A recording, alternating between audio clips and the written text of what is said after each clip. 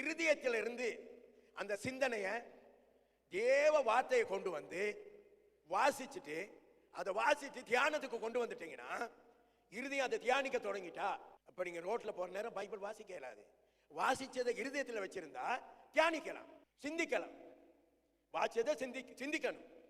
சிந்திச்சா அதுதான் தியானம். சிந்திச்சுக்கிட்டு நீங்க வாயில பேச தொடங்கினா அதுல என்ன சொல்லியிருக்கோம் உங்களை பத்தி என்ன சொல்லியிருக்கோம் அதை நீங்க வாசிச்சதை சிந்திக்க தொடங்கினா யூ செல் ப்ராஸ்பர், நீங்க செழிப்படைவீங்க.